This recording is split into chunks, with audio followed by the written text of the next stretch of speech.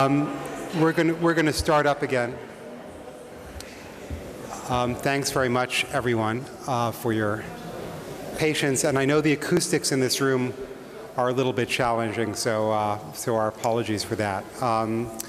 Our next speaker also needs no introduction. So Alva, you'll notice, resembles a little bit Che Guevara, which is to say he's a revolutionary in our field.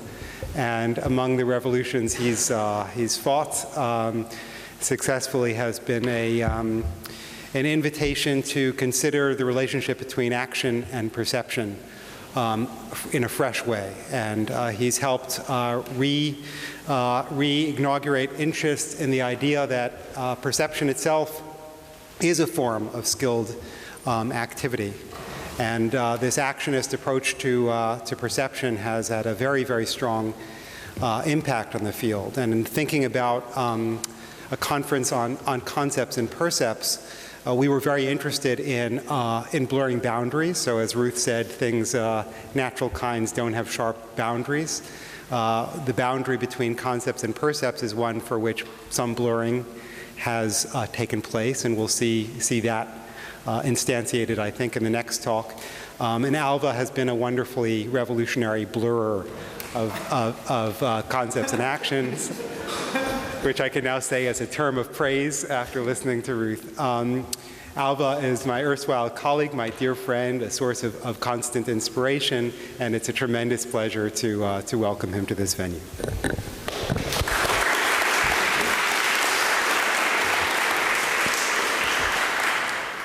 Thank you very, very much, Jesse, and thank you, Edward, and Jorgis, and the local organizers for having this event. I'm thanking you from the bottom of my heart, but I'm also using this moment as a chance to gauge whether I'm audible in the room. So I wonder if people in the back row could. I'm not audible in the room. You mean I need to do this? What if I do this? Does this work? Can you hear me in the back? No, I mean it. This is better that we gauge this now. Could I ask people anywhere in the room at any time in the talk to stop me if they have trouble hearing me or understanding me? Unless it's for philosophical reasons. For purely acoustic reasons, stop me at will. And I also wish to say that I would give anything to have hair like Che Guevara. So your comparison to Che actually made me feel bad.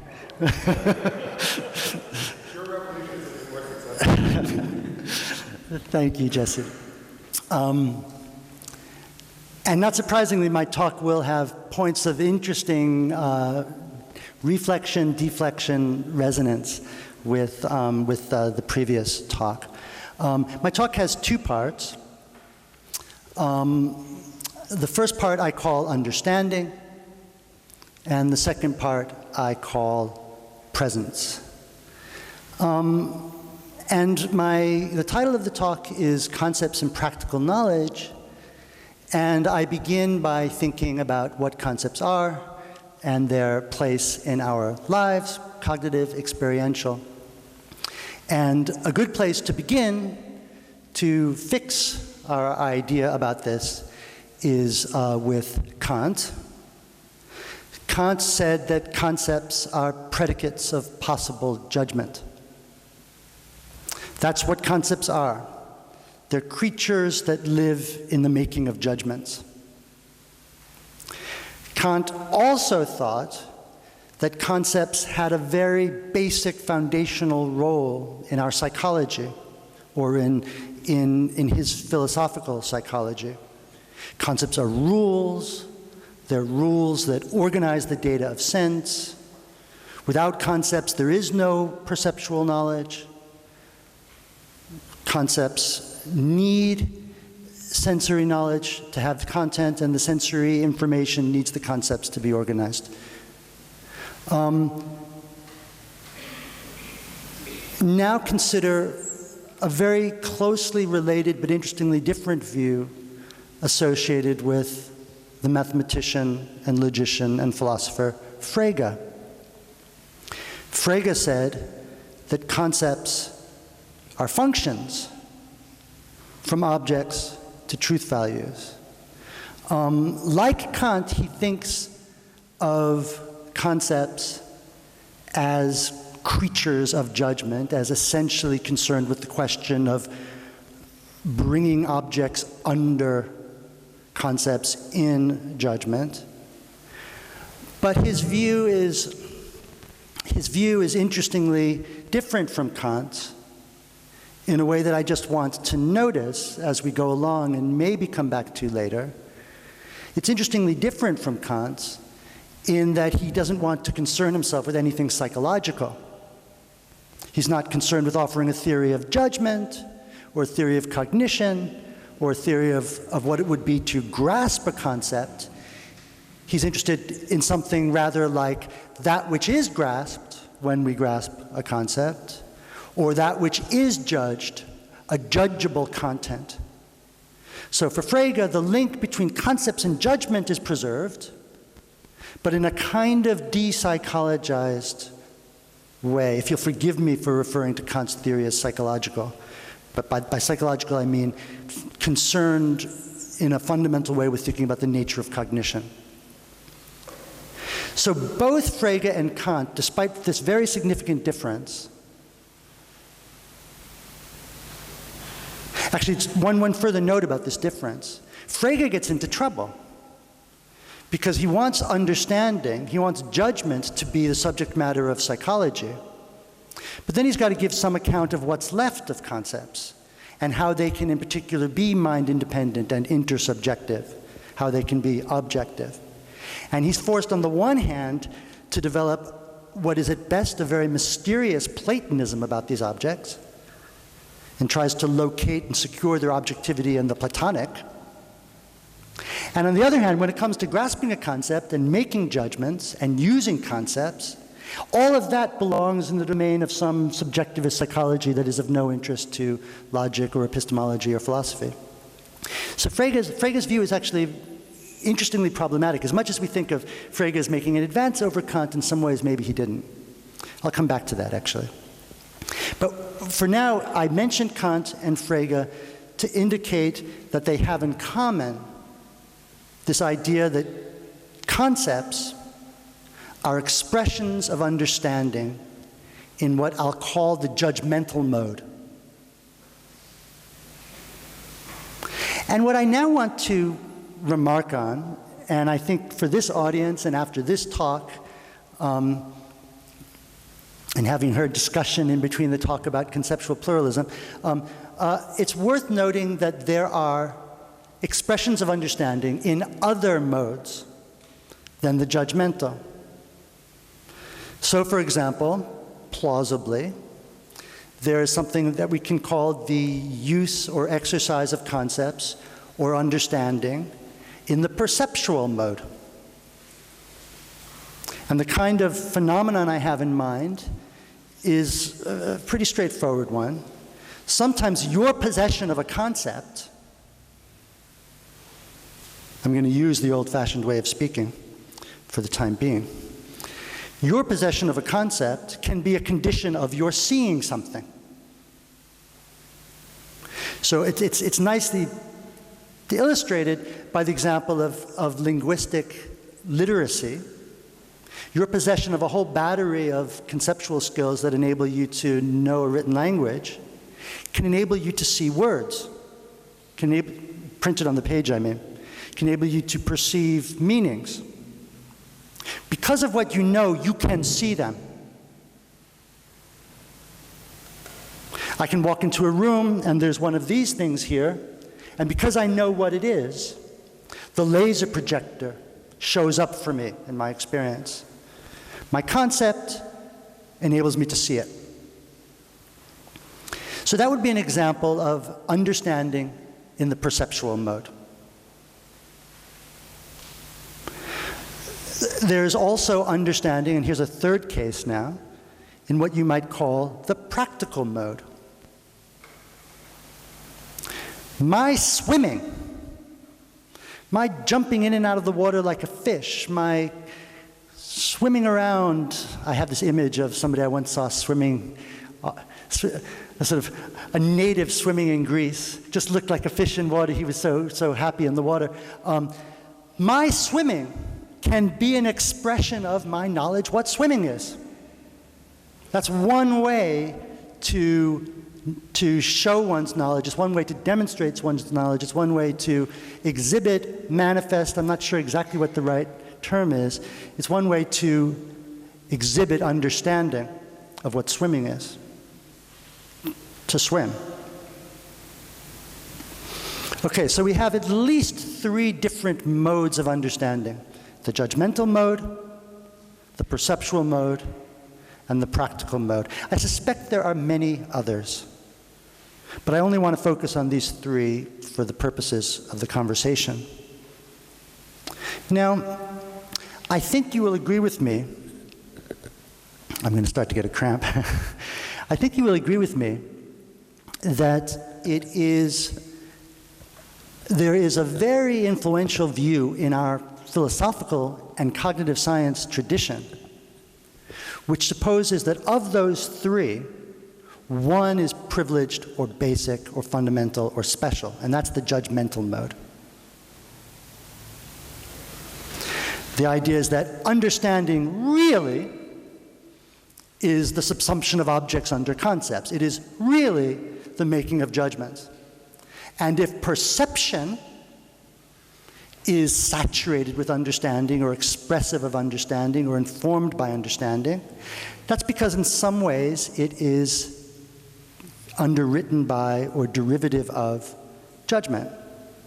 So this is a very familiar idea in sort of classical cognitive science. When I see something as a laser projector, it's because I see something and represent it as falling under that concept. My perceptual experience has the structure of a judgment. And this is a very familiar idea, the idea that perception is implicit inference or judgment. And I think a similar idea is recognizable when we think about action. For example, in a recent book, Jason Stanley argues that what makes a mere movement rise to the level of skillful action is the fact that it's guided by, as I'll put it, understanding in the judgmental mode. There is no understanding in the domain of action other than that comes from the source of understanding, namely the judgment capacity, the judgment faculty. Plato, Descartes, they believed that the soul was divided against itself, and for sensation to be perception, for movement to be action, it must be because they are subjected to reason, to the res cogitans, to the faculty of understanding, right? So I'm going to call this view the view that there is only one authentic, legitimate, non-derivative exercise of conceptual understanding, namely the judgmental mode. I'm going to call that intellectualism. Okay, that's the name I'm going to give that view. And the way I've put it, stated baldly, as a thesis that understanding only takes one form, specifically it takes the form of the making of judgments, it seems not very plausible. Right off the bat, it seems a little bit arbitrary. It sort of seems you could have treated any one of those 3 as the basic case. Maybe you think that some kind of perceptual intuition is the basic cognitive state, and that what we do when we judge is have some kind of an insight. We see something. Or maybe you think that practical ability is the basic phenomenon. So what we do when we judge is exercise an ability that we have, namely the ability to range a concept over an object in judgment. That's just an ability that we're exercising, but practical ability comes first, or conceptual mastery in the practical mode comes first. I at least find that when you state it so baldly as a thesis about the basicness and priority of one particular way of using concepts, the view seems a little bit unmotivated. Not to mention, and this is a second point, that there's something if you'll forgive me, phenomenologically unbelievable about the idea that every seeing is a concealed act of judgment or is somehow equivalent to a judgment. This is something that some critics of intellectualism have made much of. If we switch now to the practical case, the idea that all of my actions must be somehow stem from or be guided by the contemplation of judgments, or the making of judgments, or the entertaining of propositions. Not that that's Stanley's view, but some people have thought that the intellectualist claim can't be right. It seems phenomenologically far-fetched. It blurs the difference between the expert and the beginner. The whole point about the expert is the expert's so good at doing something, he or she may not need to entertain a reason before acting. Okay? So it's worth noticing, I mentioned Dreyfus just now. Dreyfus is an interesting example of somebody who's often referred to as an anti-intellectualist. But from my point of view, he's an intellectualist, by the definition that I just gave. Because the reason he objects to thinking that action is a domain of understanding where concepts and reasons get into play is because he takes for granted with the intellectualist, or he agrees with the intellectualist, that there's only one way for concepts to get into the act, and that's through judgment. And therefore, if action is to be conceptual in any sense, if it is to be guided by reasons, if it is to be a domain in which we express our understanding, then that can only be because it's hyper-intellectualized. Because Dreyfus, as an intellectualist, knows no other way for concepts to get in the act other than in judgment. Because, according to the intellectualist, there is only one mode of conceptual understanding, judgment. And I think exactly similar issues are at play in all the debates about conceptualism versus non-conceptualism in the theory of perception. So before I mentioned that a standard view, I mean, this is a view that Fodor has defended in cognitive science, that the content of a perception has a direct perception of an object and representing it as something else. The worry is then from the would-be anti-intellectualist side is that over-intellectualizes perception. Perception doesn't seem to be intellectual in that way.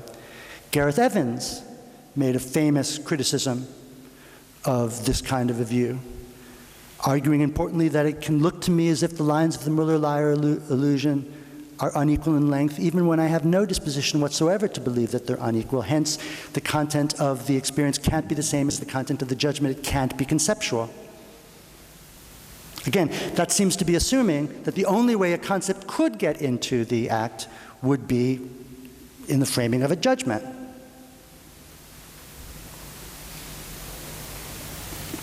So anti-intellectualism, which I associate with non-conceptualism, I think this is similar comments can be made about richness arguments in the non-conceptual debate, but anti-intellectualism, which I associate with non-conceptualism in the philosophy of perception, but also with Dreyfus, Sean Kelly style existential phenomenology and the theory of action as well as perception. These views, it seemed to me, actually align themselves with intellectualism. And indeed, it seems to me that by attacking intellectualism the way they do, that is, without actually attacking it very deeply, they lose what really deserves to be thought of as the insight in intellectualism. The appreciation that, in fact, there is intelligence, there is skill, there is understanding at work when we perceive and when we act, as well as when we cogitate. So one wants to have a view that does justice to that insight. So the alternative is would be what you might call a real alternative to intellectualism. You might call pluralism. And I use that term as I'm explaining it here. Don't mean in using that term to endorse any other use of that term. Although it is certain, what I'm thinking of as pluralism certainly is consistent with, to the best of my knowledge, Edouard Machery's view that concepts are not a natural kind concept and that there are a plurality of different jobs that concepts do for us. But for now, I want to simply ask, what would a pluralism about conceptual understanding look like? How might we develop it? What would it be for judgment, perception, action, each distinctly and non-derivatively to be places where we understand, where we put our knowledge to work? The kind of idea I have in mind now, and I want to defend pluralism, so I'm trying now to change my tone of voice from the sort of problem-setting, stage-setting, expository to beginning to become a bit more partisan. So an image that I have in the perceptual case is, it's very tempting to think about the perceptual case as, I know what a laser projector is, I see this thing, I judge it to be a laser projector, and that's how the perceptual state is achieved. But there is an alternative image which goes like this. Because I know what a laser projector is, I can see it. That knowledge, that conceptual skill, enables me to pick up, in Gibson's sense, or grasp onto, in the etymological sense of what it is to have a concept, as Ruth Millikan just reminded us, a thing. So just as I can pick up this cup with my hand, I can pick up this cup with my eyes. In both cases, thanks to my knowledge of what cups are. Different aspects of knowledge of what cups are, to be sure. So the first idea that comes to me about what a theory of concepts might be that fit with a pluralism would be the idea that concepts are abilities, an idea which many thinkers have advanced at different times. My source, for me the source for this kind of ability approach to concepts as a way of thinking about, as a way of working towards a pluralism, my source is Wittgenstein. Wittgenstein said that understanding is akin to an ability. Knowing a language is mastering a technique. Wittgenstein's view has a number of interesting features. The first is, I think, if you give me a pinch of salt and think that the kind of vague remarks I just made about concepts in the perceptual mode have some plausibility to them, Wittgenstein's approach allows us to begin to see how one might be a pluralist, how one needn't be intellectualist, how there is an alternative, number one. Number two, I think Wittgenstein's view lets us, and this is why I mentioned it at the outset, lets us in an interesting way surmount the confusion in Frege's view. Frege was quite right to want to get logic out, to get psychology out of logic. But in my judgment, he misunderstood what that meant and thought that philosophical logic, should have no truck with or interest in understanding, communication, judgment, or even language, despite the fact that we often read him as a philosopher of language. He was interested in judgeable contents, in thoughts understood as an entirely extra-linguistic entity. And it seems to me that that Wittgenstein, by situating, say, conceptual skill in the domain of human ability, which is bound up in actual real-world situated practices, at least points to a non-Platonistic way of thinking about objectivity in the domain of conceptual practices. and the crucial link, I'm coming to articulate this more slowly than I would have liked.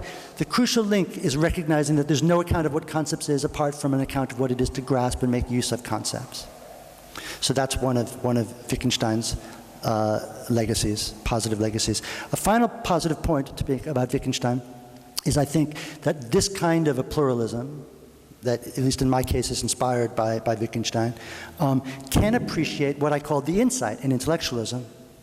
Namely, that there is understanding in the way that swimmer swims, and there is understanding in the way I see, and that understanding doesn't require us to think that we're constantly engaging in background acts of judgment. We don't need to, there's a way of thinking about the direct exercise of the understanding within action, within perception, that doesn't require, as it were from the outside, the contribution of the intellect. I think that's an important truth in intellectualism. If I have time, I'll conclude with the remark about the important truth in anti-intellectualism. But for now, I'm coming to the end of the first part of the presentation, which as I said, is called understanding. And the first part of the presentation is that the main idea which we come to now is that concepts are abilities or they're techniques. And now the question I want to pose is, can we say more than that? Can we be a bit more, can we be more general than that? Can we give some more general account of abilities to do what? And my answer is yes. And now I turn to the second part of my talk, which is called presence. And here I'm going to draw heavily on work I've done before on perception. And what I want to do now is situate a way of thinking about concepts in the context of a broader actionist theory of perception. Now, so this is sort of a new beginning. Part two sort of is a standalone, but I'm going to tie it all up.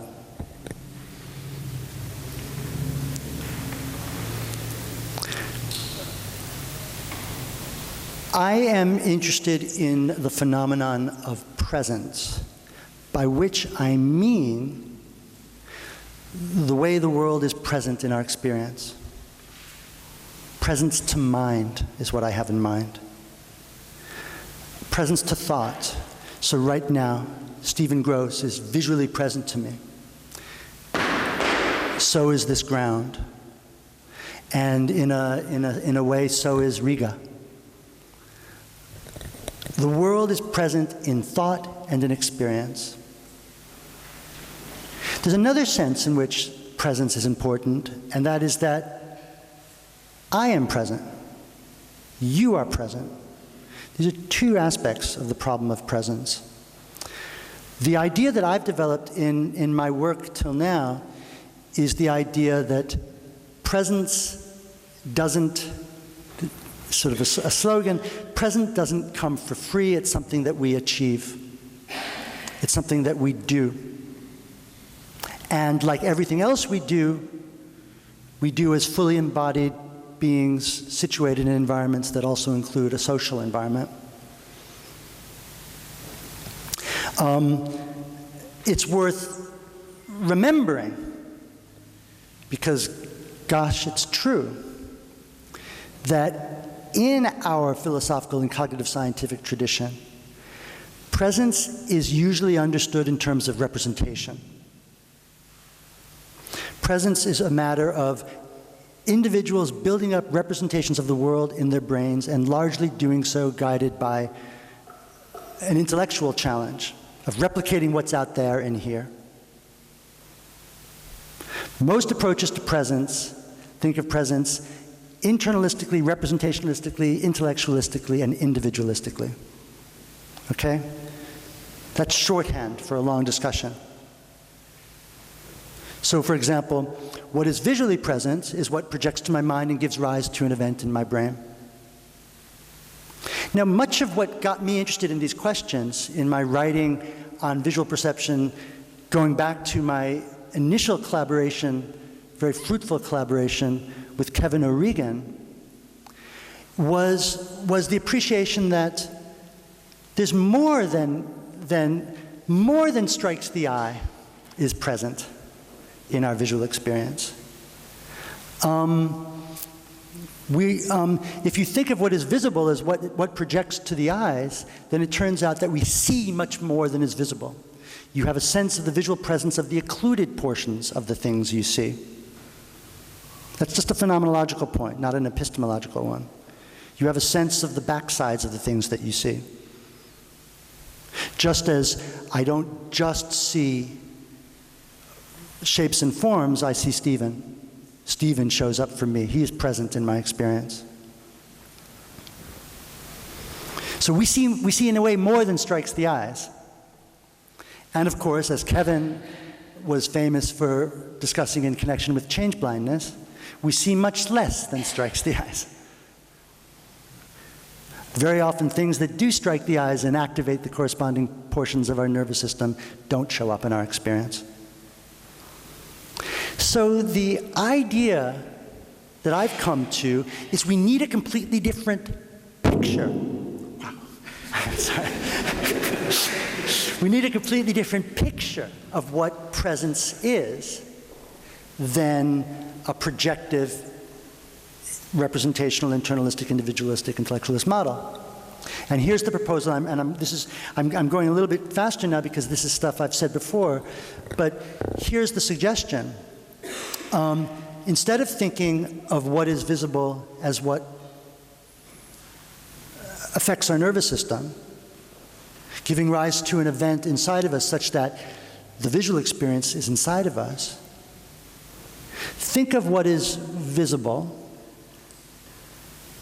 as what is available, not to my eye, but to me. Think of what is visible as what is available to a person from a place. So this is a Gibsonian idea. This is one way to understand Gibson's claims. The problem that I face to see is not to get from in here to out there, but it's to get from here to there. And of course, what is available to me depends on what I know, what I can do. So in what does my sense of the presence of the back of the tomato in my current visual experience consists? Well, on my proposal, it consists in the fact that I stand in a certain kind of relationship to it, and I know that I do. Namely, I know that by moving my eyes or my head and adjusting my relationship to the tomato, I can bring hidden parts of the tomato into view. In what does my sense of all of you here now in my visual experience consist when I'm only looking at some of you and I can only foveate some of you? It consists in the fact that I can bring the rest of you into view by the mere movement of an eye. The claim is that visual presence is availability. And the ground of availability is what is there and what you can do, or what, in this case, sensory motor skills you have. You achieve the world's presence in the sense that you gather it. I have a sense of visual presence of David Chalmers now, even though he's really at the periphery of my visual field. But I now stand in a relationship to him such that by the mere movement of my eye, I can pick him up. So the thought is that access is the generic modality of presence. So what's the difference between visual access and tactile access? It has to do with the very different skills, the very different ways in which we explore the world visually and tactilely. You can, to pick up a sort of an image which is not unlike the image, although I'm using it in very different reasons, the image that Ruth Milliken gave us, you can think of there being spaces, but here the structure of those spaces, their geometry is defined, their dimensionality is defined by skills. The skills we have to navigate, to move, to reach points in space. And for something to be in my visual space is for it to be reachable by me or available to me or accessible to me by exercising a certain repertoire of skills, namely the visual ones. For something to be in my tactile space is me to have a corresponding access to it in that space. So to the different spaces, there correspond different fundamental qualities of presence. To the position in space, there correspond further differentiations in degree or sometimes in quality of experience. So on this view, the front of the tomato is present for me, but so is the back of the tomato. Obviously, there's a big difference in the way they're present. I can see the front, I can't see the back. But nevertheless, in my visual action space, the back is available just the way the front is, only it's a little bit farther away. Now, if we think of presence as access, something very interesting happens. There's no natural point where we can say, here access stops. Access or availability is not that kind of notion. I have access to the space behind my head.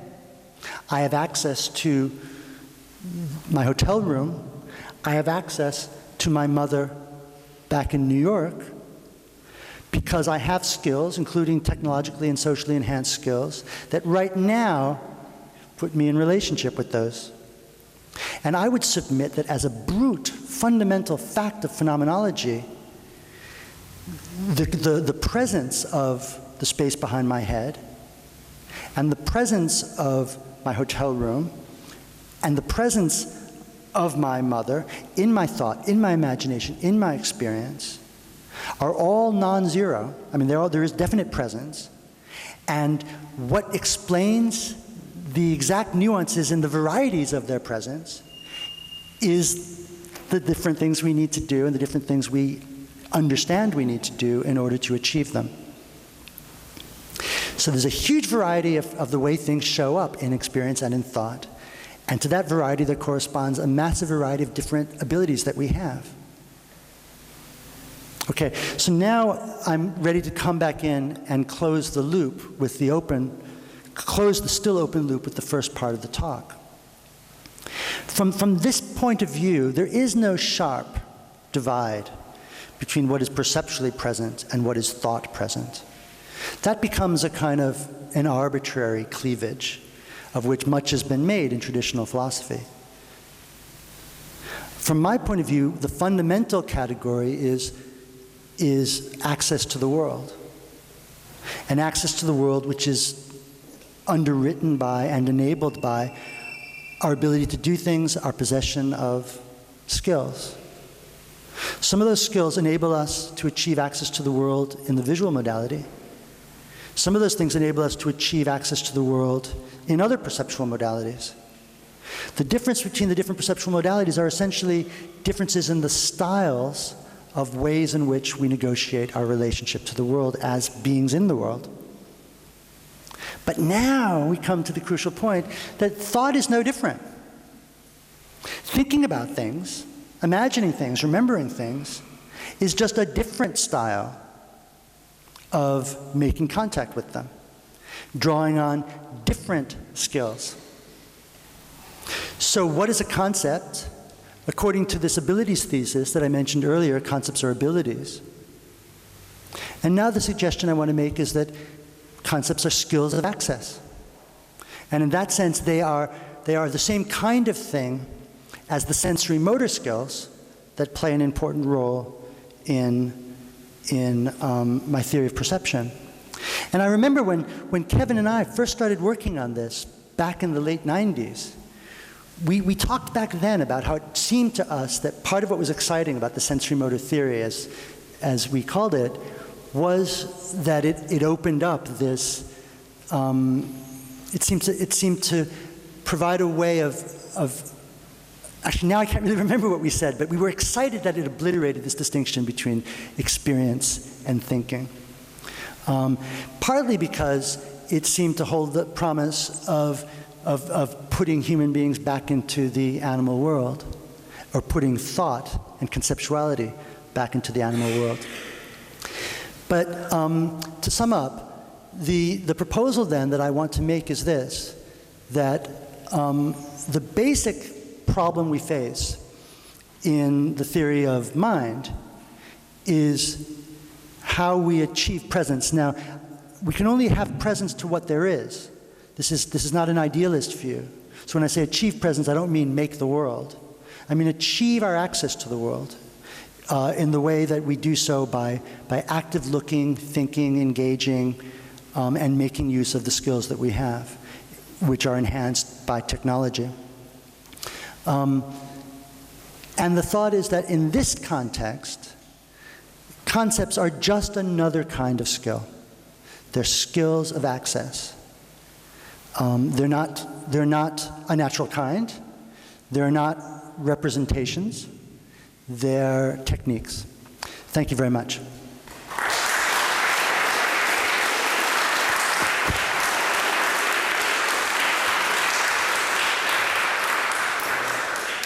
Great.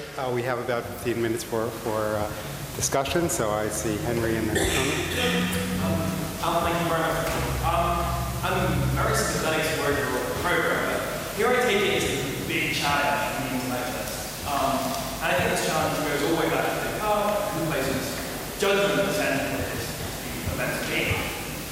So, simple animals, automata, sense their environments. They're responsive to something. They're active within their environments. And yet we want to deny that they perceive when they act. We want to say that bacteria that moves, we want to change the salinity is really perceiving. We want to say that security now isn't perceiving. We want to say that winding mouse isn't really acting in full sense. And one way we can do that, and I take it this is part of the appeal of these types of picture, is by saying what's lacking in these cases is judgment. Because what makes perceiving different than sensing is judging such as the case in the data sensation. What makes acting rather than moving in the environment is doing it for a reason, thinking judging is the correct course of thing. So then my question ultimately is, once you strip judgment from its throne, the center of all of this, how do you distinguish between the out and the inner, between that which merely is responsible for this environment and that which actually perceives and acts?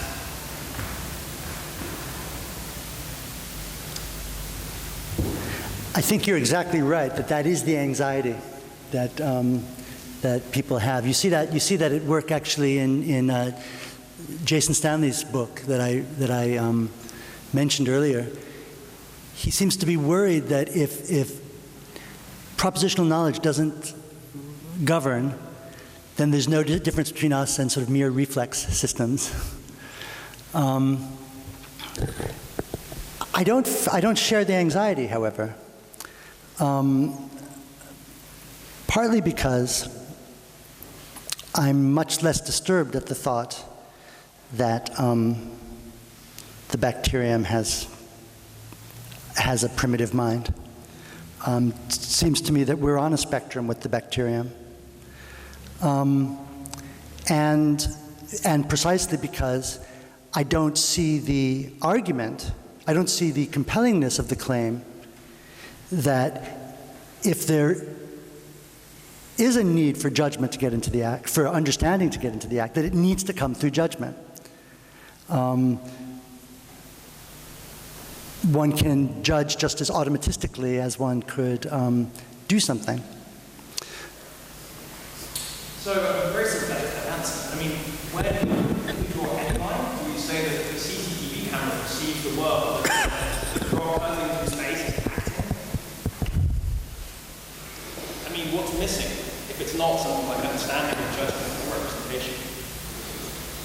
Well, there are many other differences that come to mind. For instance, being alive would be one. Tony?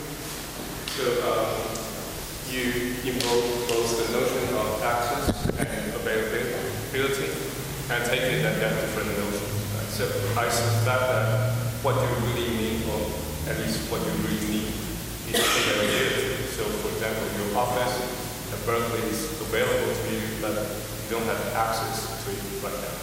So what would you suggestion that for you, what's really important is availability? Despite the fact that I've written hundreds of pages on this topic, I've never felt compelled to sharply differentiate those two, and maybe I should. I've always wondered, do I need to be more careful about differentiating the two? But when you say presumably what I mean is availability, not access. I don't automatically know what you're talking about. Okay, so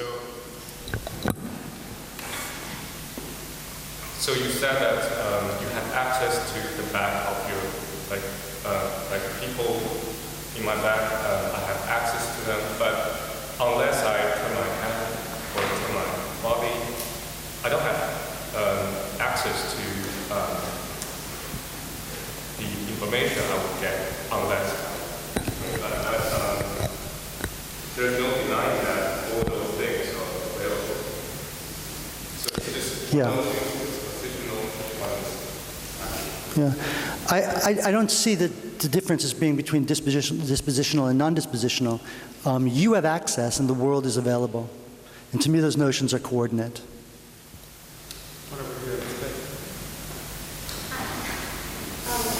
I have a very conservative question. So the idea is that concepts refer, they are all things. And so my question is,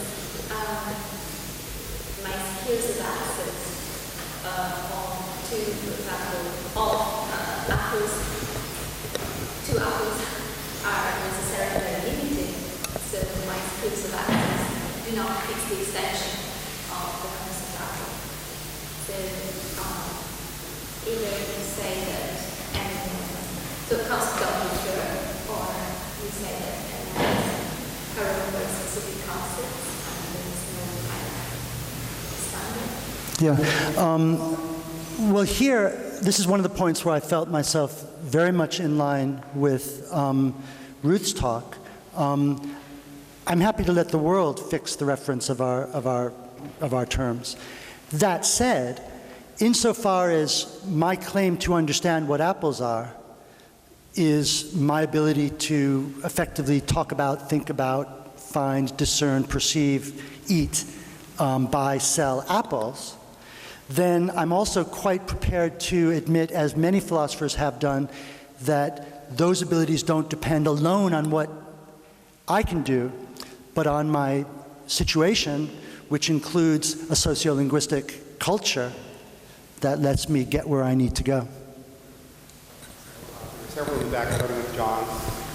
Thanks, Alva. This is kind of an anecdote which I think will confirm your position in the world. So there's a moral perception with that. So a few weeks ago, there was this fellow, Alva Noe, who took a certain position with the long run dead because he's dead. Sorry, speak louder. He took a certain position where? He took the position that Keynes' famous saying, in the long run, we're all dead, could be explained by Keynes' childish homosexuality. And lots of people said, oh my God, it's homophobic. Why would you say that? He fell over into my heart and said, I just don't see that. And I replied, yes, you don't see that. And now you need an apprenticeship in moral perceptions so that you can see that. So would you agree? Yes, absolutely.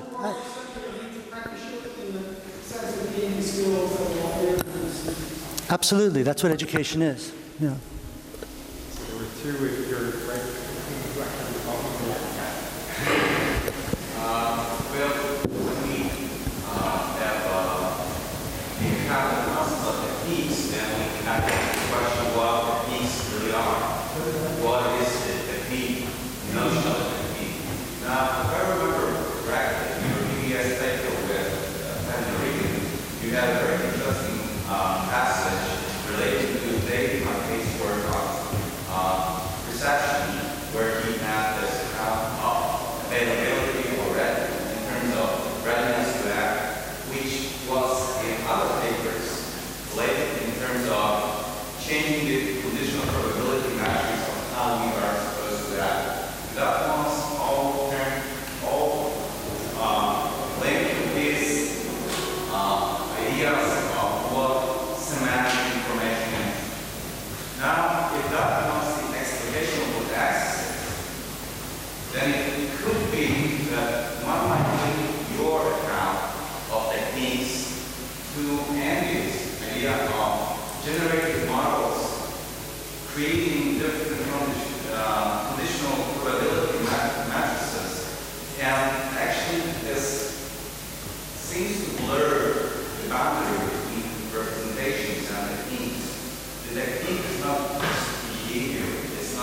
movement is the use of information, and so that it gives us readiness to act in different ways. And this way it's dispositional, but also can be actualized. It's not merely dispositional. Would you agree with that, or am I misinterpreting? No, I would agree with all that.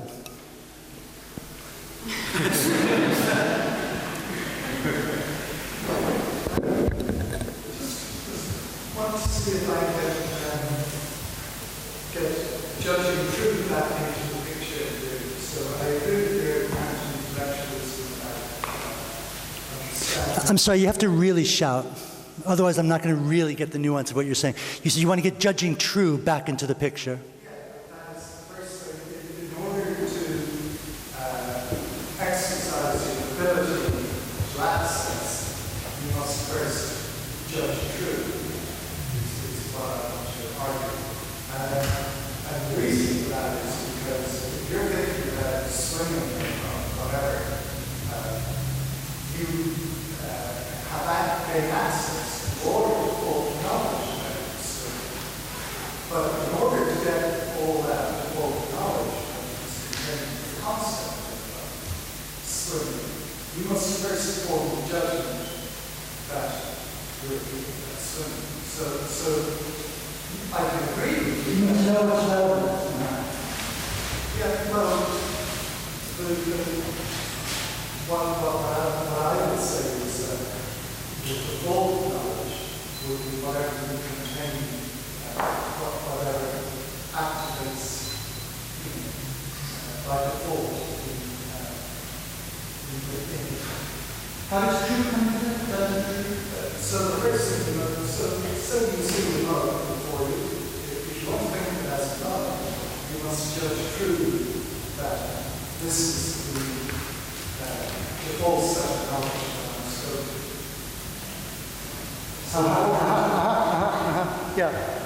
Yeah. I think I get that.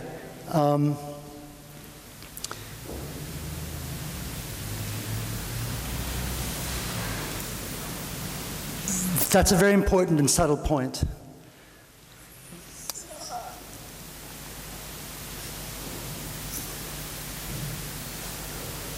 One of the thoughts that I have to answer this is that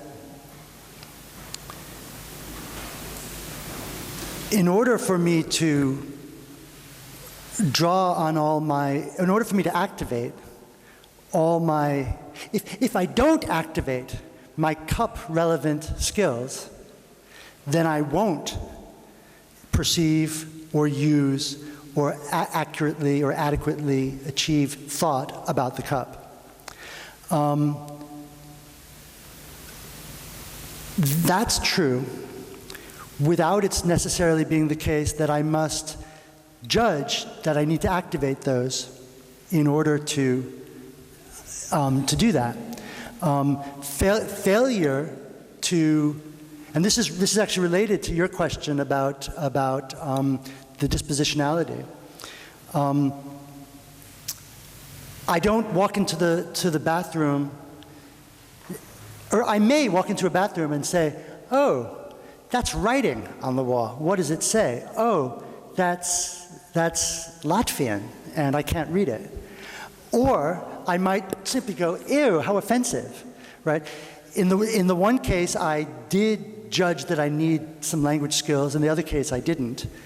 I wouldn't have been able to read it if I hadn't activated the right background knowledge, but that could happen just spontaneously. I don't need a judgment to make that happen. We have about 5 minutes and 5 questions, so, or maybe now 6 questions. So we'll try just, if people can ask quickly, maybe we'll try and get as many as we can. Andy? Yes, this is fine. It seems to me that it matters to you, or it should matter, I think it does, how access and availability and confusion. So if it were not just any other way, perhaps, of responding in a way that would like to have been a much better turning around and using information that will count as no access, something like that. And I wonder then whether there's a sort of tension in the idea that this really is sort of turning the whole representationist tradition on its head.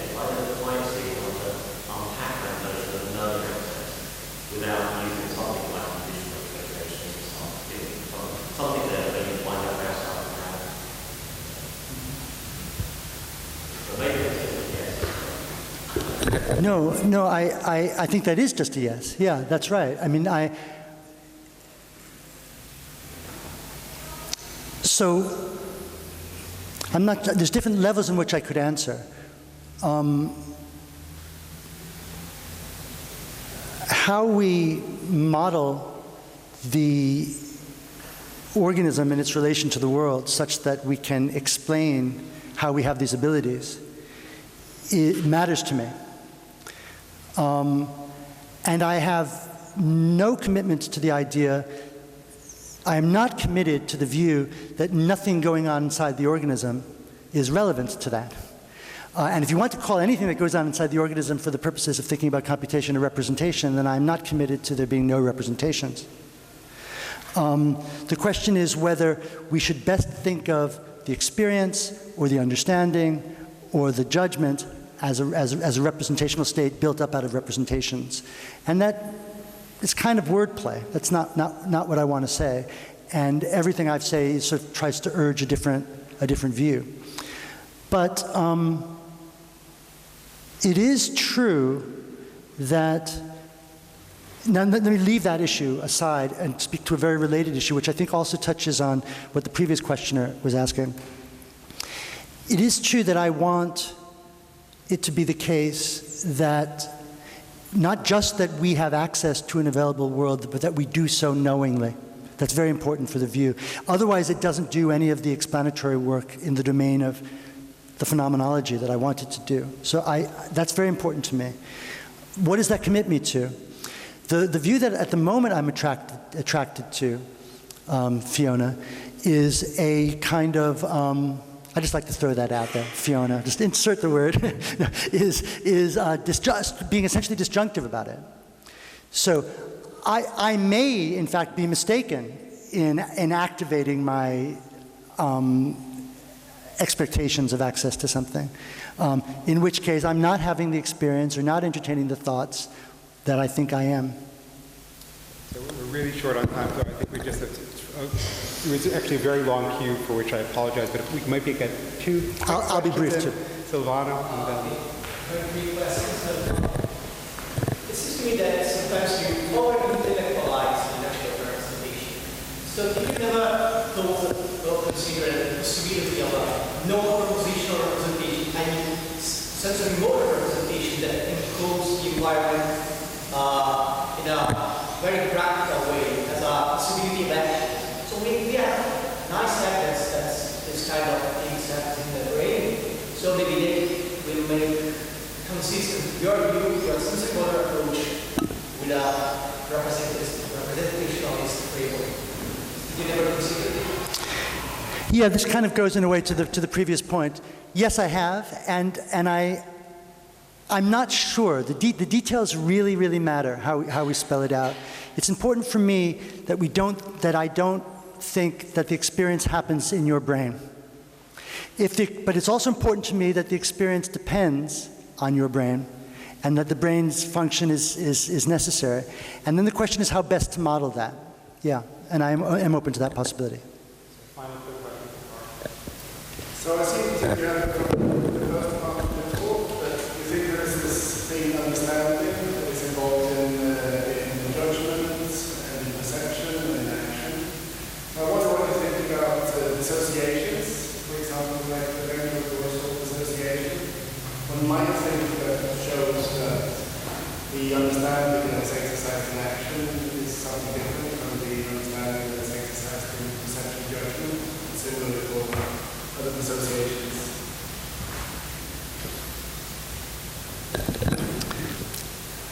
I think the literature on the dissociations that you mention is fascinating. I don't think it's quite as radical as it's sometimes made out to be. The optic ataxic frequently has no knowledge that she's optic ataxic. It takes a special environmental laboratory setup to bring that out. And similarly, the visual agnosic is able to use all sorts of perceptual information about the things that she sees to, among other things, make judgments about them. So I don't actually think that the dissociations of the kind that Milner and Goodell have emphasized actually support the view of a truly radical dissociation of vision for action and vision for perception. That said, I think the basic insight that there's two capacities.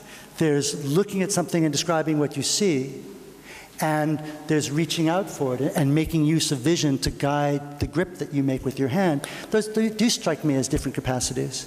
On my terms, I'd like to say that they're both expressive of understanding. With that note, we'll thank Alva. Apologies to those who said. Thank you very much.